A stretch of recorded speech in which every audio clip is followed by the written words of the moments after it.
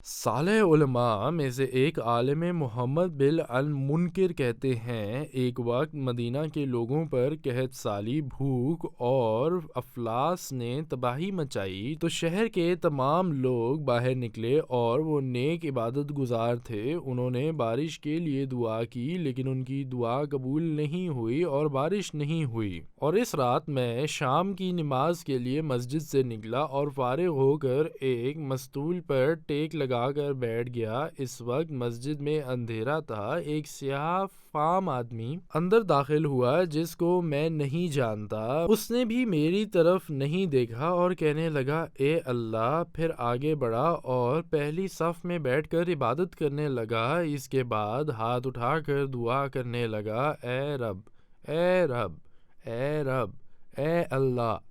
آپ نے نبی صلی اللہ علیہ وآلہ وسلم کی امت کے لوگ آپ سے ان کی پیاس بجھانے کے لیے دعا کر رہے ہیں لیکن آپ نے دعا نہیں قبول کی۔ آپ کی قسم ہے اللہ، اس گھڑی ان کی پیاس بجھا دوں گا۔ محمد بن المنکر کہتے ہیں، میں نے دل میں سوچا کہ یہ شخص پاگل ہے۔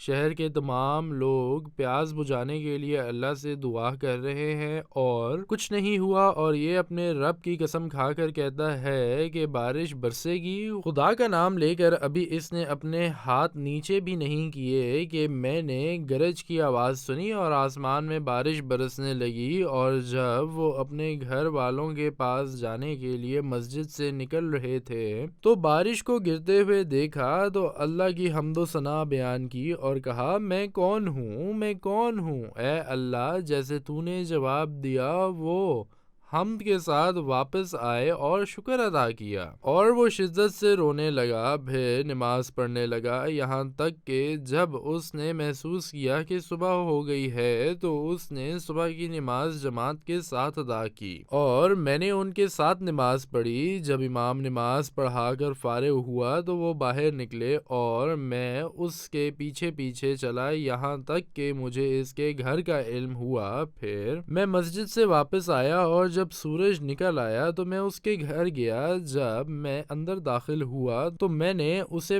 بیٹھے چپل سلائی کرتے پایا، اور اگر وہ موچی ہے تو جوتے ٹھیک کر رہا تھا۔ میں نے اس سے کہا، ارے کیا تم وہی شخص ہو جو کل رات مسجد میں تھا؟ میں نے تمہیں دیکھا اور مجھے معلوم ہے کہ کیا ہوا تھا۔ اس پر اسے غصہ آیا اور اس کا چہرہ سیاہ ہو گیا اور اس نے کہا، اے اللہ کے بندے!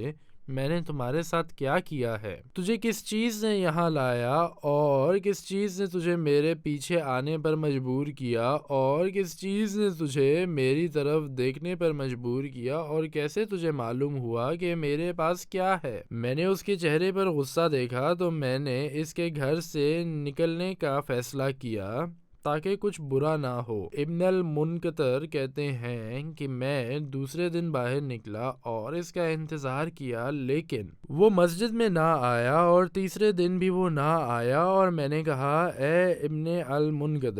تم نے اس آدمی کے ساتھ کیا کیا؟ میں نے نماز پڑھی اور سورج چمکا تو میں اس کے گھر گیا، دروازہ کھلا ہوا پایا لیکن وہاں کوئی نہیں تھا۔ میں نے اس تک پہنچنے کی کوشش کی تو ایک بوڑھی عورت نے کہا، اے ابو عبداللہ! تم نے اس کے ساتھ کیا کیا ہے؟ جب سے تم گئے ہو اس نے اپنا سامان اکٹھا کیا اور گھر سے نکل گیا اور آج تک واپس نہیں آیا۔ ابن المنکر کہتے ہیں، میں نے اسے پورے شہر میں برسوں تلاش کیا لیکن میں نے اسے نہیں دیکھا اور نہ اس کے بارے میں کسی سے سنا۔ اس نے مخلوقات سے چھپنے کو صرف اس لیے ترجیح دی کہ کوئی اس کے اور اس کے رب کے درمیان کا راز نہ جان سکے۔ اللہ کے لیے خالص نیکی کتنی خوبصورت ہے، خاص کر بندے اور رب کے درمیان کیا تھا وہ کوئی نہیں جانتا۔ قل اننی ہدانی ربی الی صراط مستقیم دینا قیما ملت ابراہیم حنیفا وما كان من المشركين قل إن صلاتي ونسكي ومحياي ومماتي لله رب العالمين لا شريك له، وبذلك أمرت وأنا أول المسلمين. قل أغير الله أبغي ربا وهو رب كل شيء، ولا تكسب كل نفس إلا عليها، ولا تزر وازرة وزر أخرى، ثم إلى ربكم مرجعكم فينبئكم بما كنتم فيه تختلفون.